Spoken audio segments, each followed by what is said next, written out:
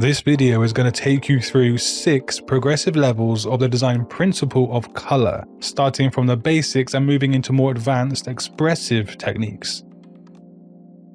At level 1, everything starts with hue, saturation, and value. These are the core building blocks of color in graphic design. Hue refers to the actual color, so red, green, blue, and so on. Saturation is how intense or muted that color is. Value is how light or dark it appears. Most beginner mistakes come from only adjusting hue and ignoring the other two. A color's saturation and value affect how it interacts with the rest of a composition or design.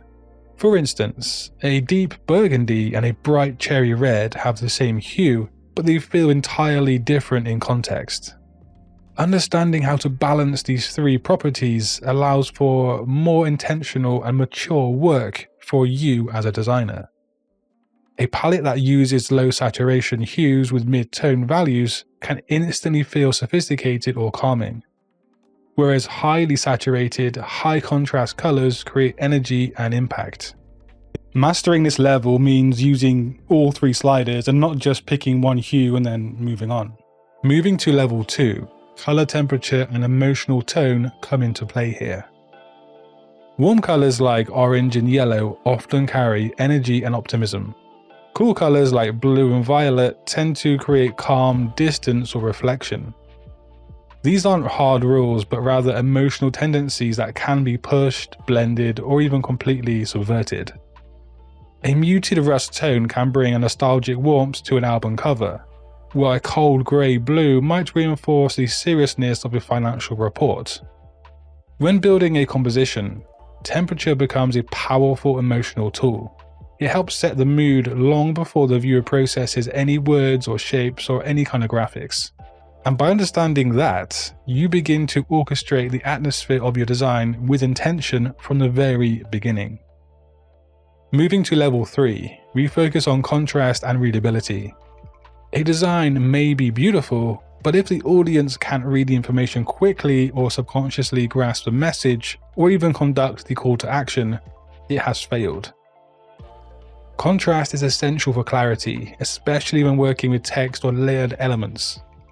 But contrast isn't only about picking opposite colors. It's about value differences, how light or dark elements are relative to each other.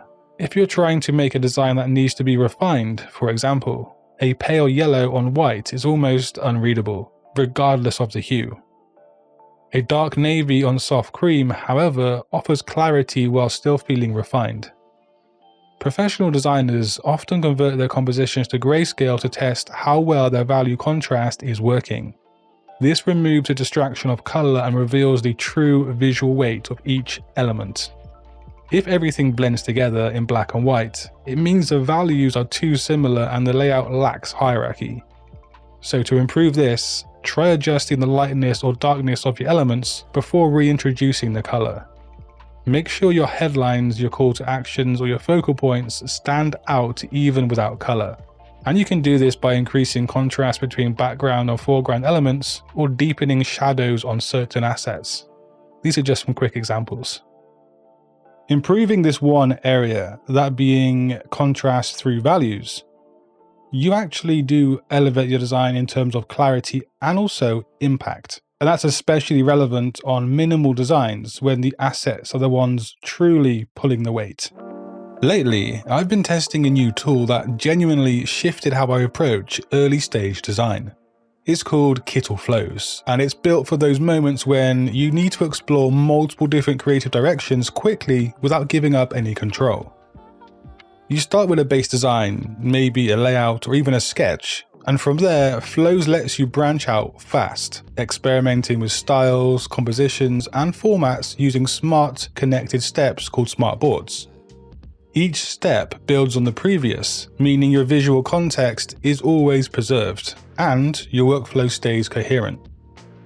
But what I really like is how versatile it is.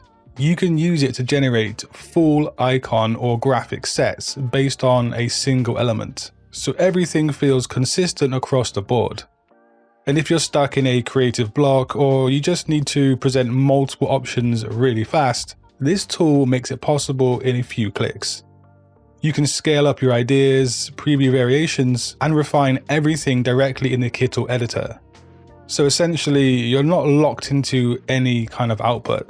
You're still the designer, and Flows just removes the slow parts in between. And with Kit or Flows, it really feels like the process is lighter and more intuitive. And you can even try it for yourself totally for free via the link in the description box below. You can even get up to 300 free AI credits by sharing your own Flows design and tagging Kittle in it. Again, use that link down below. As you reach level 4, understanding how colors relate to each other becomes a core part of building a palette that actually works. Complementary colors like blue and orange create strong tension and energy when they are used together, and this is great for impact on contrast. While analogous colors such as green, teal, and blue feel far more unified and calming because they sit close on that color wheel. You can also explore things like triadic palettes or split complements for more creative control, but the real shift here is thinking in terms of relationships, not just formulas. It helps to define a clear role for each color, so one dominant, one secondary, and one accent. To keep everything balanced, for instance, a rich terracotta used across a packaging design could act as the lead here, it's a dominant color. That might be supported by a soft peach as a secondary tone, and then deep olives as the accent for maybe the typography or some certain graphics. This gives a design a grounded, intentional feeling without everything competing for attention. And when you understand how color choices interact together, you move from randomly picking hues to composing something that feels thought through with rhythm, hierarchy, and clarity.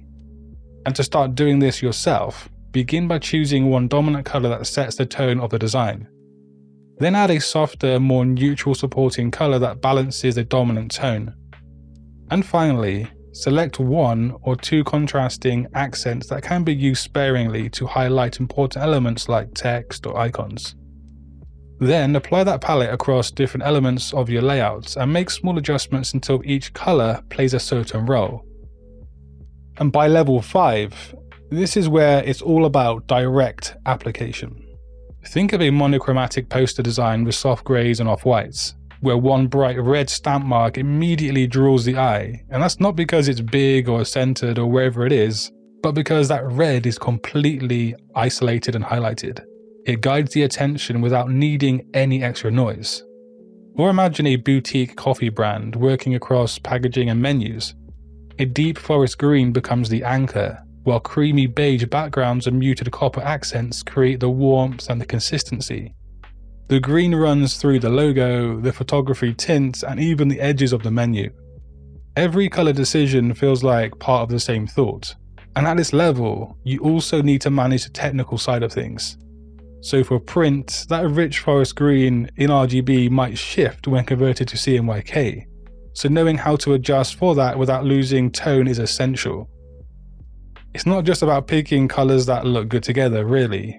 It's about using them to guide, to unify, and to support the story that your design is telling. And finally, at level 6, color becomes a storytelling tool. This is the most creative and intuitive stage here. Designers at this level use palettes to create mood, tone, and atmosphere, often without any literal reference. A set of muted, earthy tones on a coffee bag can suggest authenticity and handcrafted care. Even the absence of color, so deliberate use of black, white, and grey, can be expressive. It depends on the design, the audience, and the brief, of course. Storytelling through color often begins with a central theme, an emotion, or a reference, and then it builds outward. So for example, let's look at an artisan chocolate brand. They might use a deep cacao brown, rich burgundy, and hints of gold to communicate indulgence and craftsmanship. At this level, color becomes part of the narrative voice of the design itself. And to start doing this, choose one word that captures the feeling of your design. Maybe it's nostalgia, energy, or elegance. And next, pull together a set of 2 or 3 colors that match that feeling visually. Let one be dominant, 1 or 2 as supporting tones, and then you can create an accent color or colors for contrast. Test the palette by applying it to real elements of the design, like background shapes, type, or supporting imagery. See if the feeling you intended still comes through, and if something feels off, it's normally down to how warm or cold the colors are and the saturation. So dial that up or down until every piece feels like it belongs to the same emotional space. Look at the design and the palette, and then bring up that emotional word that you thought beforehand and see if it does match together. This is the bonus advanced level of the video. Welcome. At the most advanced level of working with color, designers will start to manipulate how we perceive what we see. It's about how the human eye actually experiences contrast, tension, and spatial relationships. Color relativity refers to the way surrounding hues alter our perception of color. So a desaturated orange, for instance, will feel warmer and lighter when surrounded by a vibrant bright color, and it will appear darker and more saturated around a cooler tone. As you can see, these two circular dots are in fact the same color. It hasn't changed, but the context makes them seem louder, bolder, or more subdued. Advanced designers control the surroundings to manipulate the perception of those colors. And then there's the idea of edge vibration, when highly saturated complementary colors are placed side by side. They actually begin to visually shimmer and even cause some visual issues. The effect can be used for visual tension. And to most, it feels uncomfortable to look at. So why use it anyway? Well, because tension grabs attention. The human brain instinctively tries to resolve visual instability, which means edge vibration forces the viewer to stop and look, even if only briefly. That brief pause can be used to strategically signal urgency, to break visual monotony, or to make a headline feel more intense without increasing size or weight. It can also mirror thematic tension, such as chaos, rebellion, or unpredictability, all within the content itself.